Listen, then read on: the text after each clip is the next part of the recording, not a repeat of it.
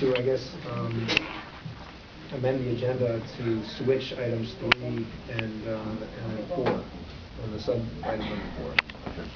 Second. All those in favor? Aye. Beautiful.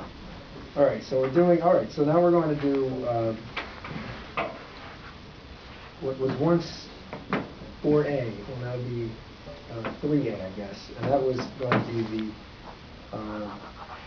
the proposed trespass ordinance. Before we discuss, is there anybody here who is specifically here to talk about that proposal? So I know, yeah, to speak. So I mean, were you wondering for the opinion line, or Sean? Would you mind giving us a short presentation on sort of what the and Chief, do you want to say anything too about it? It's a pleasure in the committee. Whatever you want to hear from me, I'm happy to share. All right. Well, I guess if we have questions, we'll ask them. But could you just give us sort of a short summary of what this is?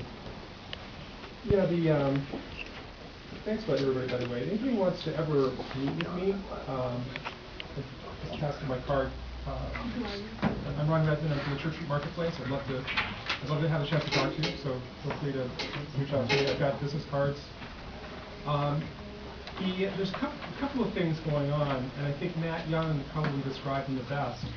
I don't think anybody on the Marketplace Commission or any of the stakeholders, residents, the business owners, the nonprofit community who support this idea are in favor of taking people's rights away. What we're seeing is a real shift in our culture right now. And yes, it's absolutely, a lot of it's about poverty, a lot of it's about lack of affordable housing.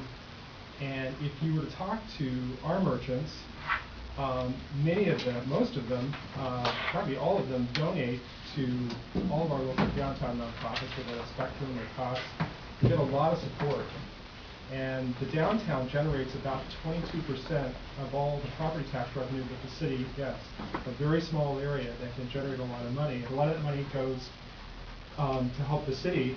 I'm a city employee. I report to the mayor. The Marketplace has always been a city department since 1981. It's a public street, and I'm not aware we've ever trespassed somebody off a public street before. I don't think that's occurred. I know Ken said it happened, but we don't have an ordinance or law in place that does that. We don't spend all our money on tourism, by the way.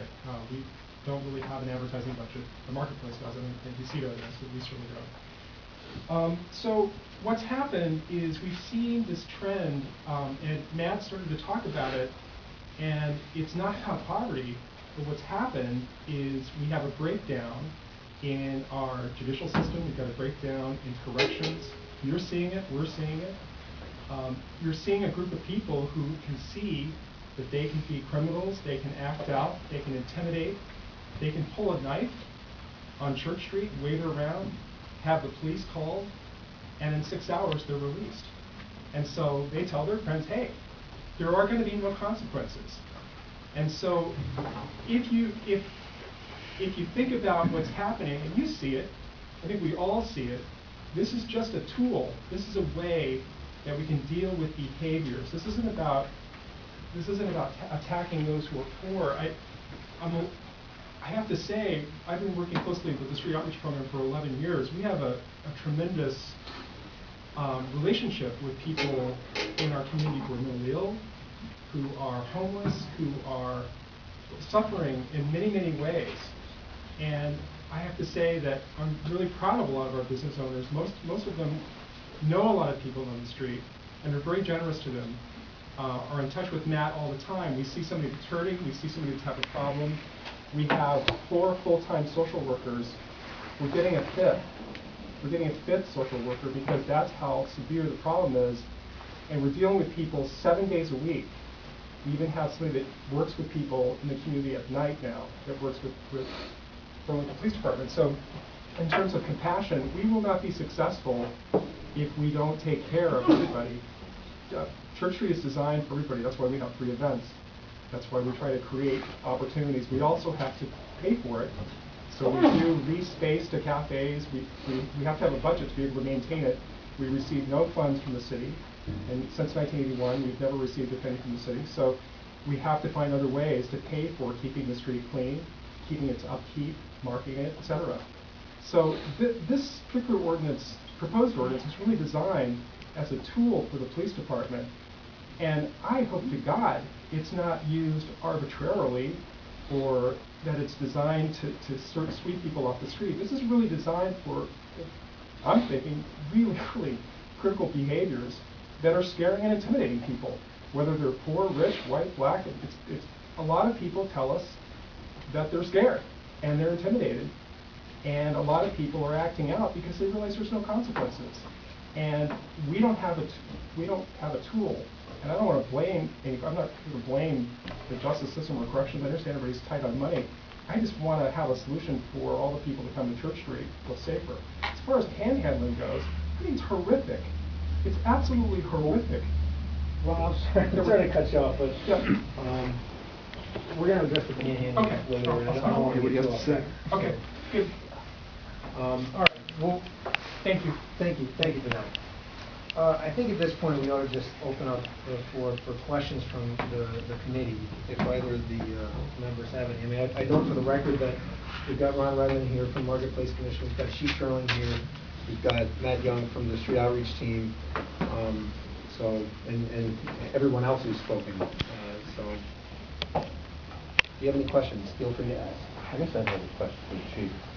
Chief, as I understand it, the language is proposed on the trespass proposed ordinance mirrors that which is set out now for City Hall Park And the library. and the library. What's the department's history then with regard to enforcement in City Hall Park and the library, and how would you see that maybe transferring over to the marketplace in this application? That's a great question, Council Blade. We've issued, I think, one trespass warning in the library and just a handful in City Hall Park. Essentially, the existence of the ordinance and the threat of potential trespass mitigates the behavior in large part all by itself. Much of the discussion we've heard in the public forum has centered around this criminalizing people in poverty or criminalizing our most vulnerable. It actually is doing exactly the opposite. It's designed to do exactly the opposite. It's designed to decriminalize. The option we have now to arrest someone for the violations of a variety of things that have been mentioned, this is designed to avoid that. It's designed to give them a piece of paper that says, please don't come back until you fix your behavior. And it's got a very thoughtfully written component, which I'll give credit to Attorney Hessler for crafting, that allows someone who's the subject of a trespass notice to simply go to the Community Justice Center, avail themselves of that process, which is non-punitive, and mitigate the impact of that trespass warning, essentially get it mitigated, get it alleviated by simply participating in a restorative justice process. And that's the way it's designed. It's a very simple but thoughtful approach. We've heard folks talk about Burlington being on the cutting edge of sort of social justice issues. This is, I believe, an example of Burlington being on the cutting edge, trying to directly address behaviors that in large part are actually people in poverty or people in crisis, whether they have substance abuse or underlying mental health issues, are the victims of that behavior.